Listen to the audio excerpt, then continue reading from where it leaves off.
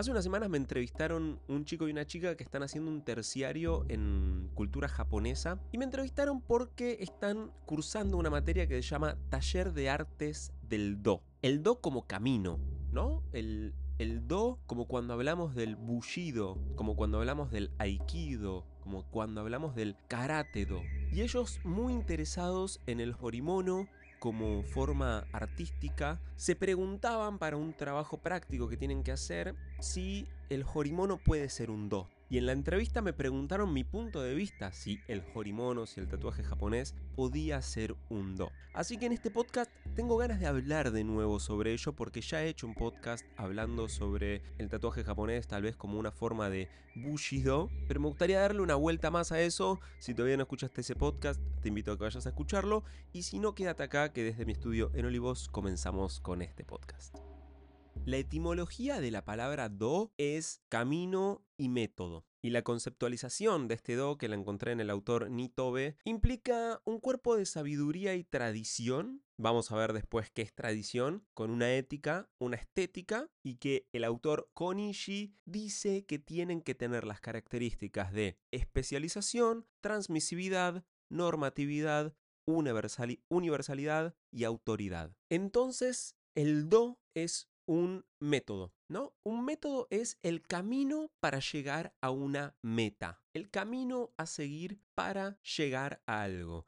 En este caso, como decíamos antes, el camino infinito del aprendiz de un arte. Hay varios dos bien conocidos, como el Chado, que es la ceremonia del té, el Ikebana, que se dice Kado, que bueno, es el camino de las flores, el Shinto, el camino de los dioses, el Shodo, el camino de la escritura, el Aikido, el camino de la armonización del ki, Yaido, bueno, Shodo, Judo, Karate Do, Kendo.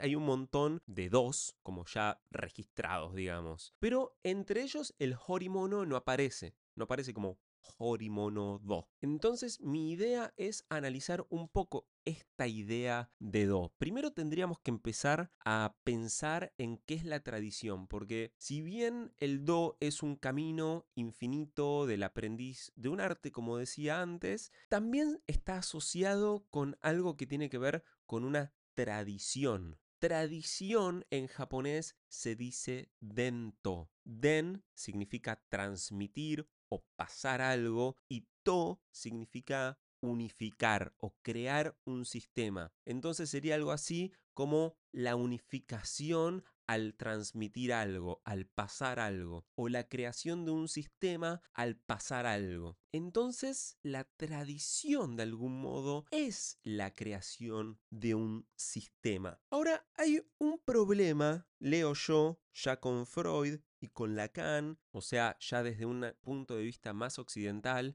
sobre todo con Lacan, que la tradición yo veo que más que de un lado simbólico, como debiera ser, queda del lado de una imagen. Lo veo perfectamente en el Aikido, del cual soy muy crítico y a su vez soy un ferviente practicante. Yo, cada cosa que practico o cada cosa en la que creo, tengo una mirada crítica hacia ella.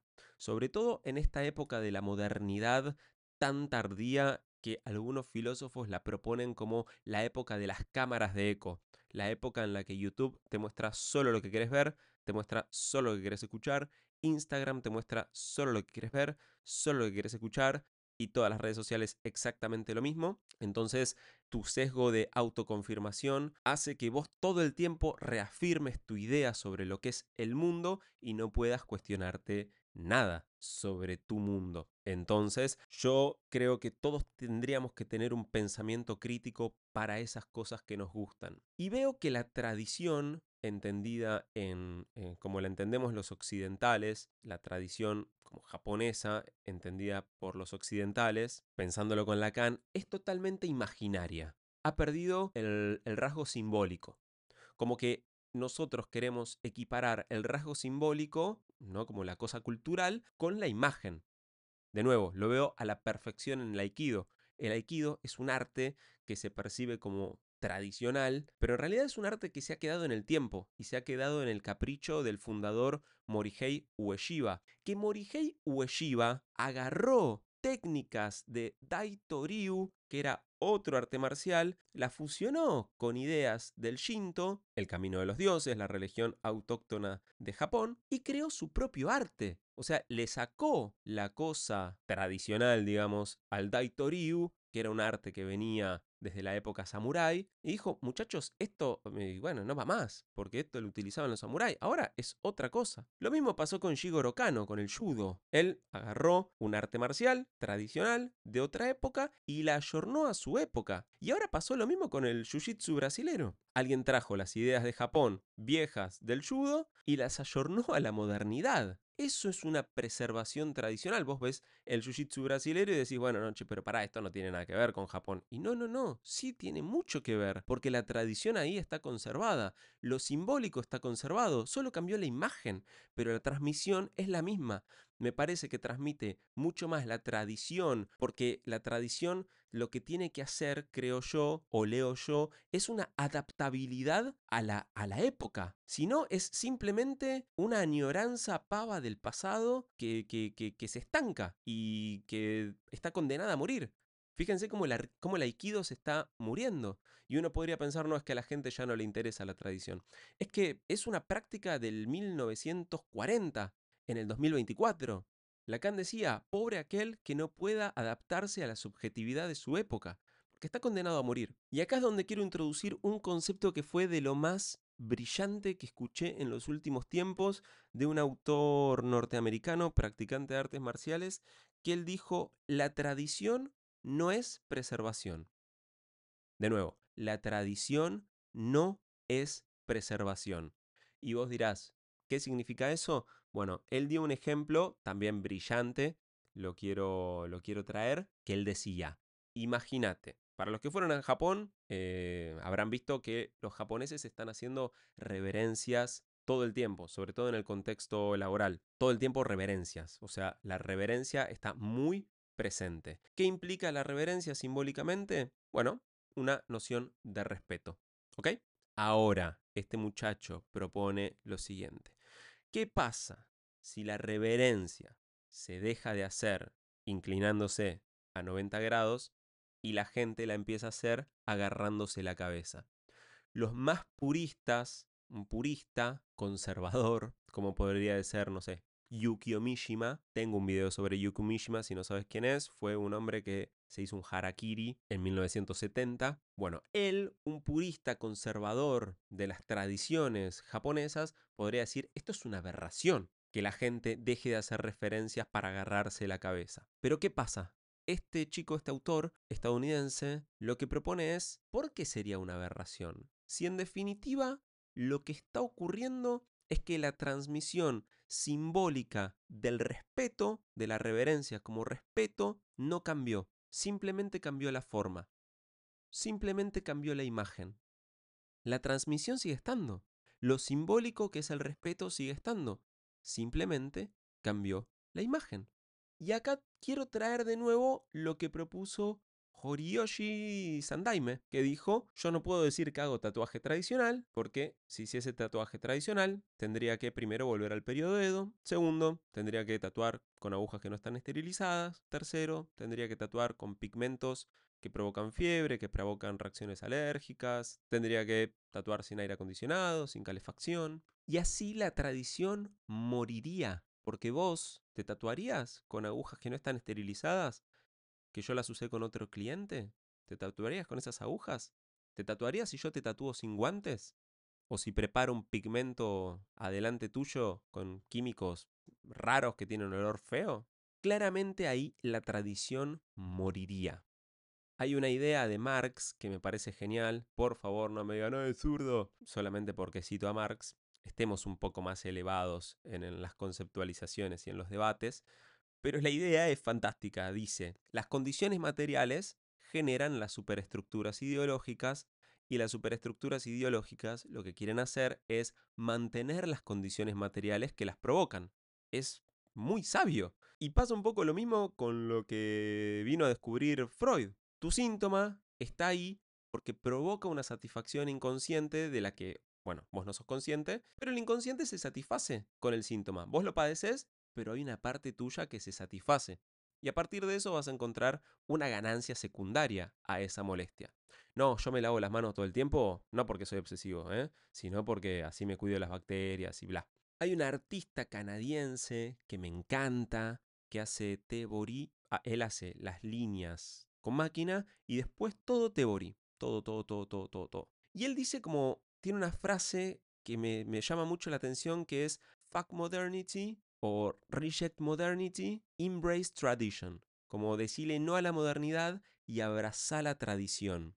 Y tenía un posteo en el que hablaba que, bueno, tatuar con máquina, él hizo un tatuaje con máquina después de hacer tanto tiempo Tebori, y dice que le pareció como hacer trampa. Lo cual me llamó mucho la atención porque, claro, o sea, es fantástico. Él vive en Canadá. Y en Canadá tenés otras condiciones materiales que seguramente te permiten hacer eso. Pero imagínate acá en Argentina. Acá las condiciones materiales no son las mismas que en Canadá.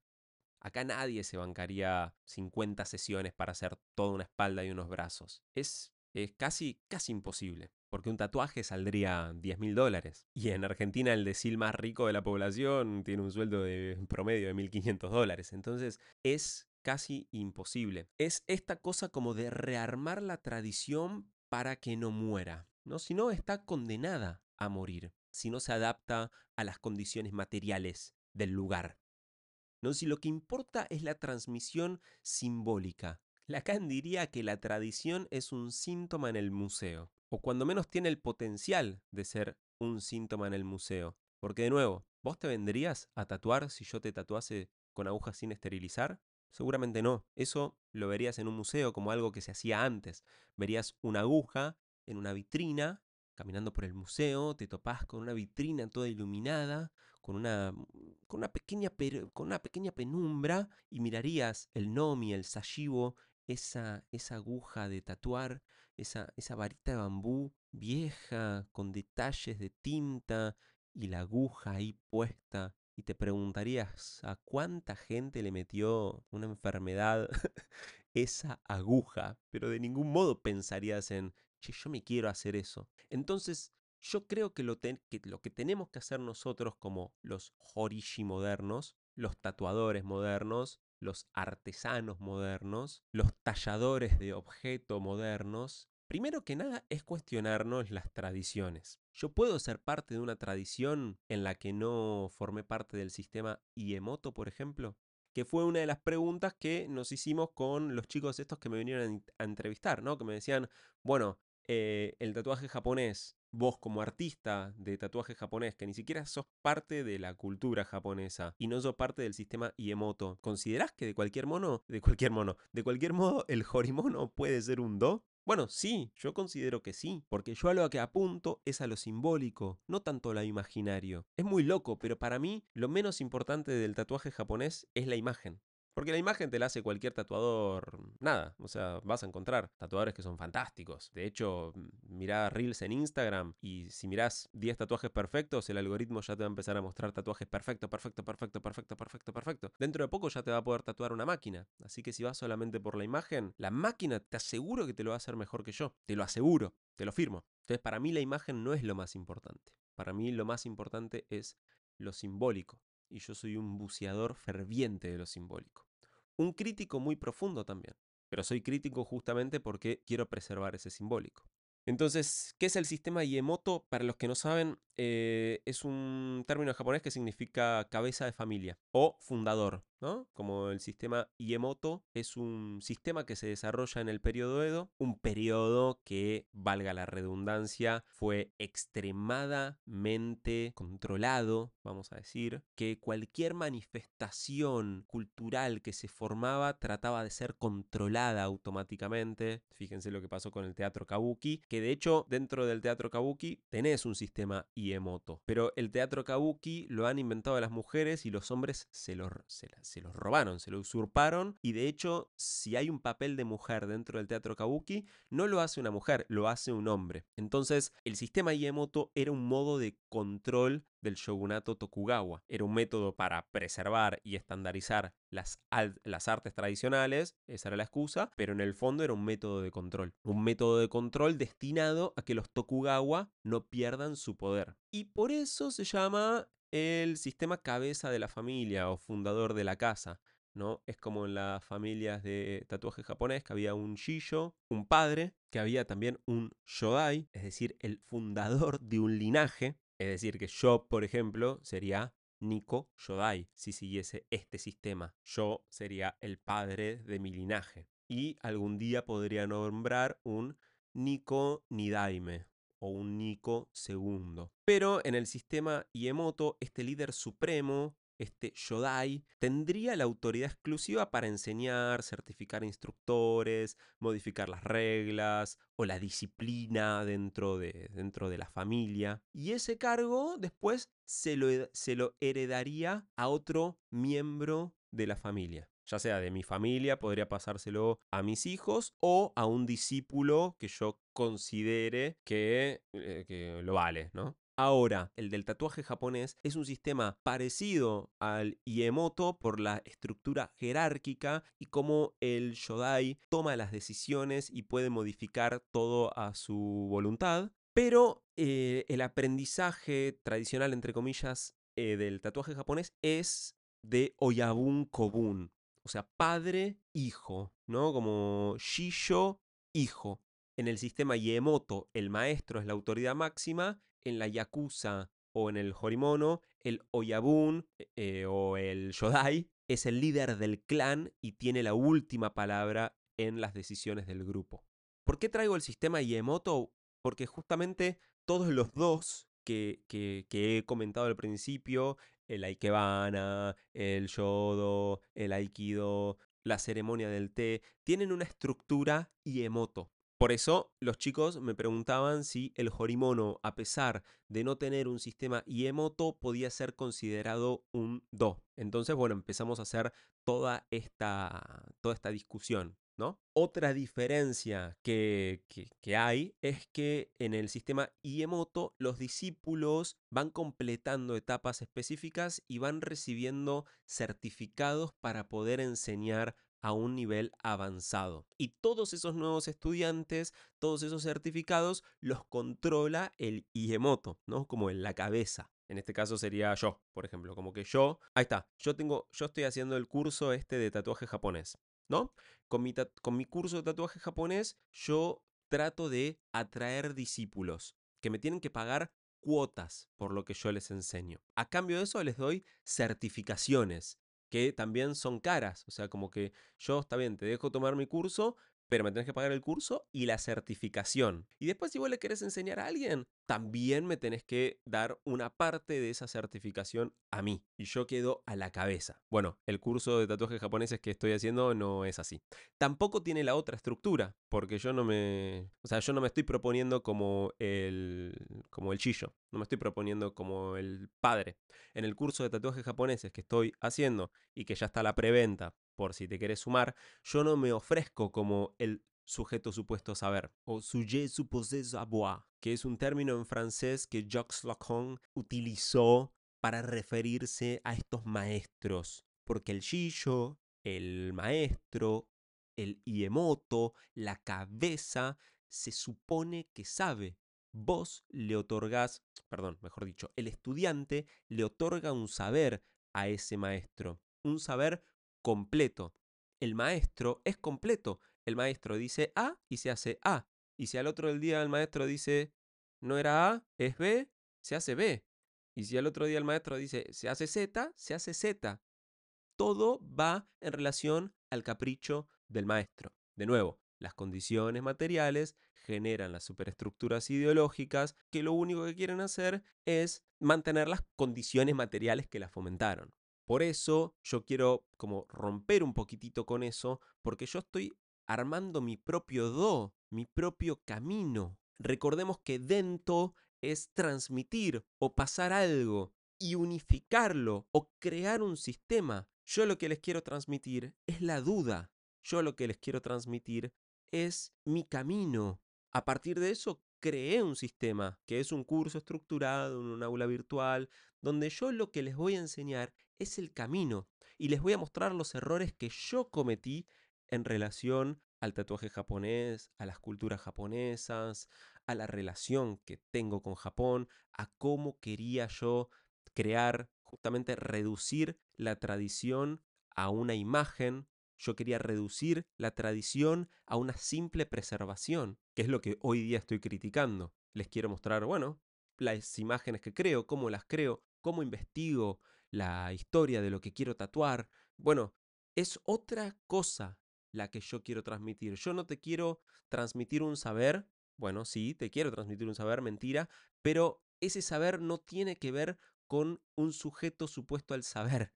O sea, yo no me propongo como alguien completo, yo me propongo como alguien que está en falta, igual que vos, simplemente que ya hizo un recorrido un poco más avanzado que vos, simplemente porque tengo más años en esto tal vez, o porque el psicoanálisis me enseñó a cuestionar, o porque, no sé, ¿se entiende? Como que yo en mi camino infinito del aprendiz de un arte, encontré un método que te puedo transmitir para que vos puedas comenzar tu camino sin tanta presión, o sea, sacándote un montón de presión sobre cómo abordar a las culturas japonesas y al tatuaje japonés. Dicho sea de paso, si querés conseguir la preventa del curso de tatuajes japoneses, te voy a dejar un link para que te metas al grupito de WhatsApp.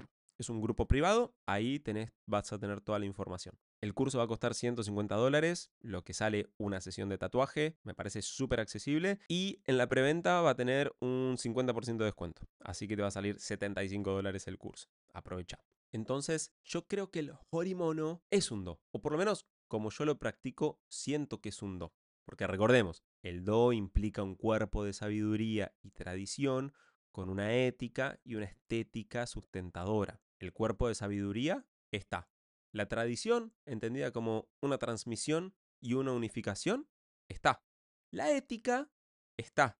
Tendríamos que ver qué es la ética. Pero bueno, yo sigo la ética del deseo. O sea, para mí la ética es el deseo. Tal vez podemos abordarlo en otro episodio porque es más complejo y más denso. Pero yo creo que la ética es el deseo, por lo menos como yo la trato. En psicología hay una materia muy, muy, muy copada que se llama Ética y Derechos Humanos, que ahí se propone que tenemos el código deontológico de los psicólogos y hay una frase que es no toda falla moral, es decir, del código deontológico escrito, no toda falla moral es una falta ética, pero sí toda falta ética es una falta moral.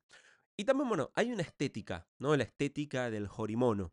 No eso que, nada, el Gakugori, el Yudai, el Keyogori, ¿no? La figura principal, el fondo, los acompañamientos, tiene una estética. Vos ves un tatuaje japonés y decís, esto es un horimono. ¿Y por qué sigo sosteniendo que el tatuaje japonés es un do? Bueno, de nuevo, siguiendo a este autor Konishi, él dice que tiene que haber especialización, está, transmisividad, de hecho estás escuchando esto, está, normatividad, está. Yo creo que la norma es que no hay norma. Cuestionemos la norma. Pero eso a su vez se vuelve una norma, lo cual es extraño y es una paradoja. Universalidad está, lo podemos practicar en Argentina, en Canadá, en Japón, en Brasil o en donde sea. Obviamente cada uno desde su lugar, ¿no? De nuevo, las condiciones materiales generan las superestructuras ideológicas, bla, bla, bla. Hay una universalidad, pero también una particularidad. Y bueno, la última es autoridad, que también está.